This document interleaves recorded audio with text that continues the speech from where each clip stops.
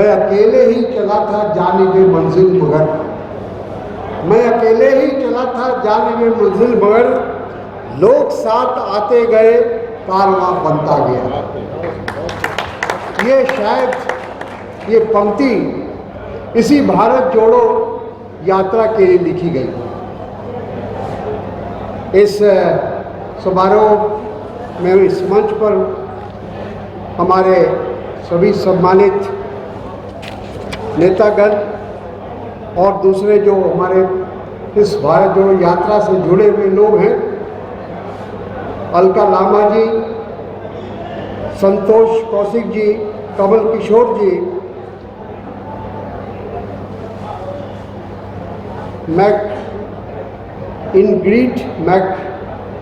McLeod, Tariq Siddiqui साहब, अलका लामा जी का तो नाम मैंने ले ही लिया, दीपचंद जी, डॉक्टर बेलाल नायक, पंडित क्या है करुणा प्रसाद, कारगिल युद्ध दीपचंद जी, त्रिलोक जी और सभी, मैं जिनका नाम नहीं ले रहा हूँ मैं उनसे माफ़ी मांगता हूँ। और आप सब लोग जो भारत जोड़ो यात्रा की भावना से जुड़े रहे, जो भारत जोड़ो कार्यक्रम में शामिल हुए, और उन सब का मैं अभिनंदन करता हूँ, स्वागत करता हूँ, अपनी तरफ से उनका खैर मकदम करता हूँ। भारत जोड़ो यात्रा का फैसला उदयपुर में हुआ था जब कांग्रेस का अधिवेशन था, चिंतन शिविर था, अगर सही कहा जाए तो, और उसमें तमाम जो प्रमुख कांग्रेस जन आए थे अलग अलग देश के कोने से, उन सब की ये राय थी, इच्छा थी कि हमें अब वो समय आ गया है कि भारत की संस्कृति को, संस्कार को, भारत की तहजीब को, तमद्दुन को बचाना हो। क्योंकि जिस प्रकार से लगातार पिछले 10-12 सालों से, वैसे तो उससे भी पहले से शुरुआत थी, लेकिन विशेष रूप से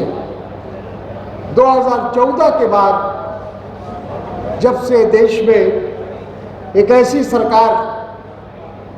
जिसका विश्वास सर्वधर्म समभाव में नहीं था,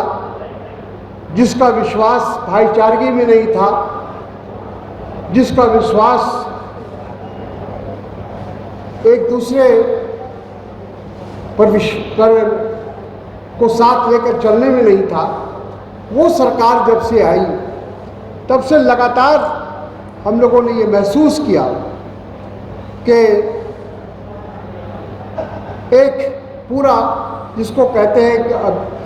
अभियान चलाया जा रहा था देश के अंदर, और नफरत और घृणा की आंधी चलाई जा रही थी,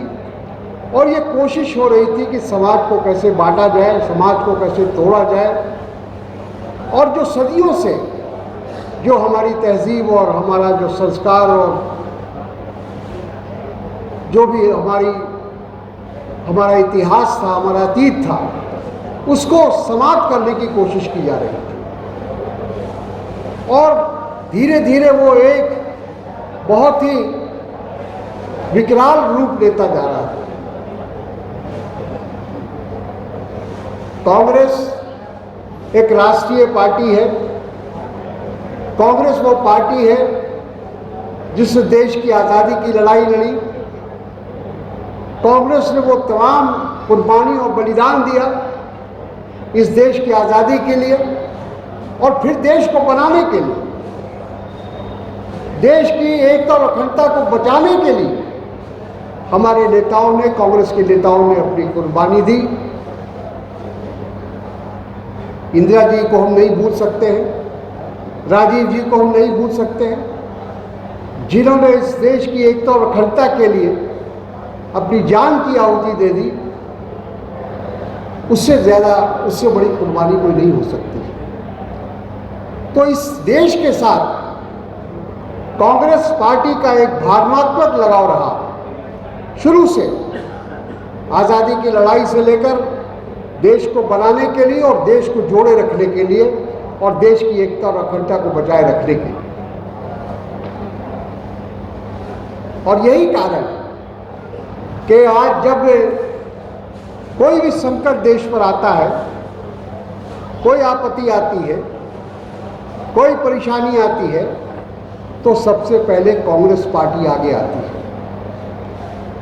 और इसलिए आती है, जैसा मैंने शुरू में कहा कि हमारा उसके साथ, इस देश के साथ कांग्रेस पार्टी का एक भावनात्मक लगाव है। अगर आप किसी खास चीज़ के लिए अगर आप कुर्बानी देते हैं, बलिदान देते हैं, तो आपको उसके साथ एक भावनात्मक लगाव हो जाता है। ठीक उसी तरह से, क्योंकि इस देश के लिए हमने कुर्बानी दी, बलिदान दिया, तो इसलिए हमारा इस देश के साथ एक ऐसा लगाव था जो किसी दूसरी पार्टी का नहीं हो सकता है।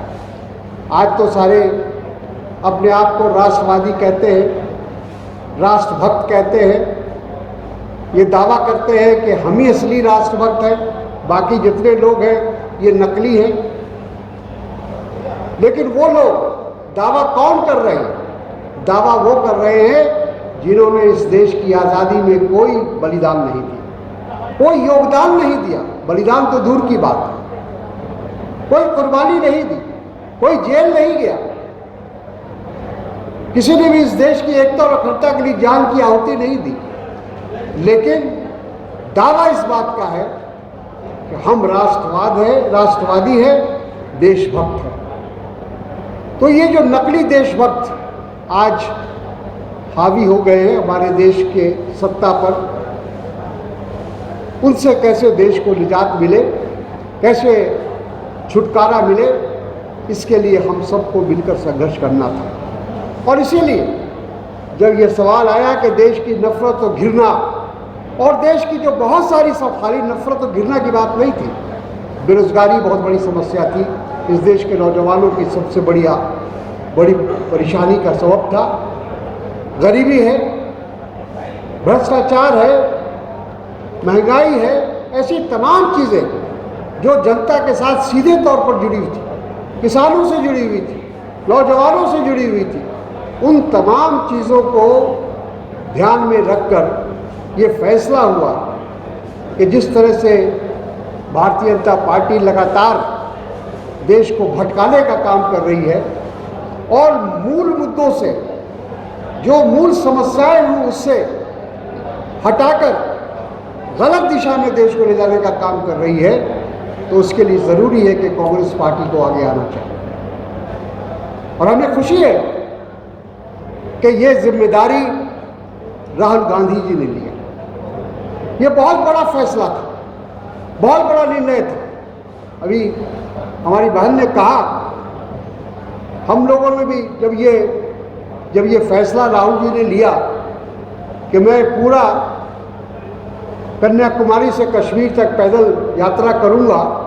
तो हम लोग भी थोड़ा परेशान हुए कि इतनी लंबी यात्रा और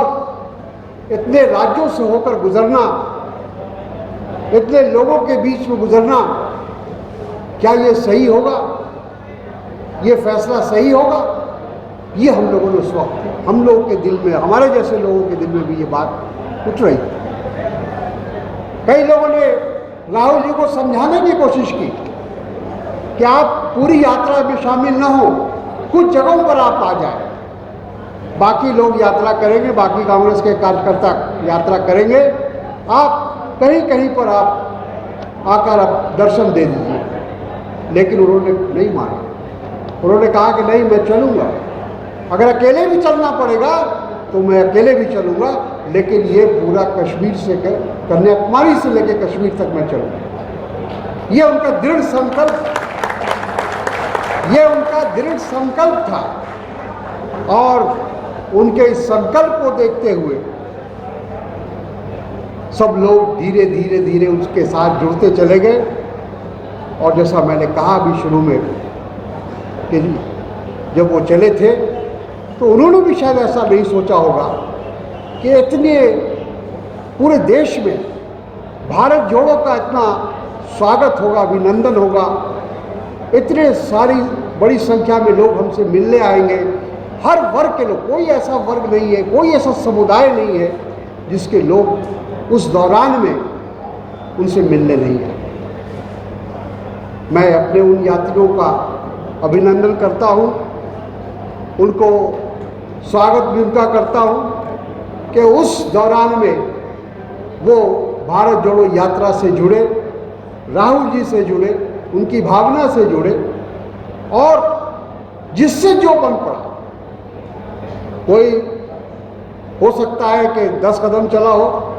कोई 20 कदम चला हो, कोई 100 कदम चला हो और कोई पूरी यात्रा में शामिल हुआ हो,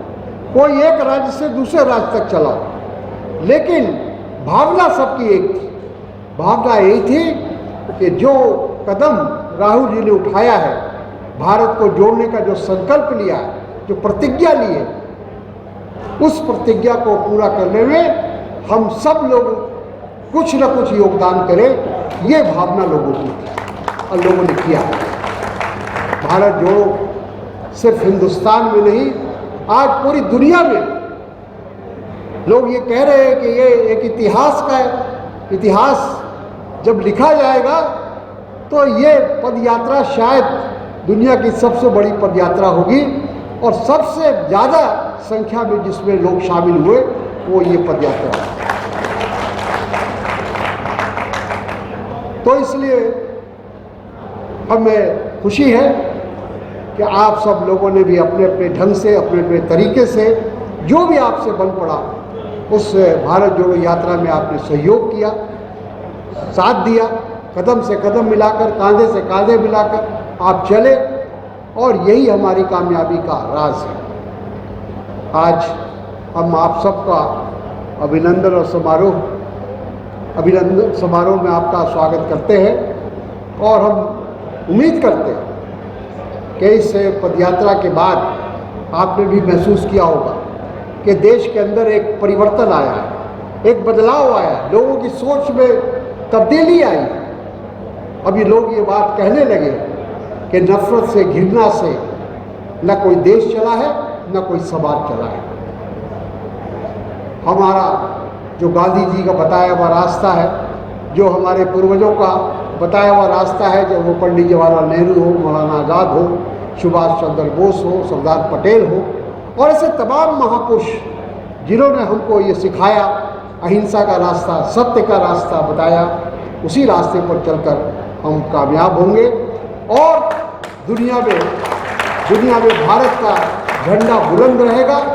ये सिर्फ खोखले नारे से, आज जो हम देख रहे हैं कि सिर्फ खोखले नारे देकर कुछ लोग अपने आप को महापुरुष और कोई ये कहता है कि अब तो भारत विश्व गुरु बन गया, ऐसे नहीं होता है। विश्व गुरु बनने के लिए हम सबको मेहनत करनी पड़ेगी, एक आदर्श पेश करना पड़ेगा दुनिया के सामने, विश्व गुरु बनना अगर है तो। और वो इस खोखले नारे से नहीं हो सकता है, सच्चाई में जाना पड़ेगा और दिखाना पड़ेगा कि हम लोग सही मानों में हम विश्व गुरु बनने की सलाहियत रखते हैं, क्षमता रखते हैं। तो इसलिए मैं आप सबको धन्यवाद, शुभकामनाएं और बहुत सारा प्यार देते हुए उम्मीद करूँगा कि आपने जो झंडा, तिरंगा झंडा उठाया था, उस झंडे का सम्मान, उस झंडे की इज्जत के लिए आप हर कुर्बानी देने को तैयार रहेंगे, ऐसा मेरा मानना है। हम लोग ये मानकर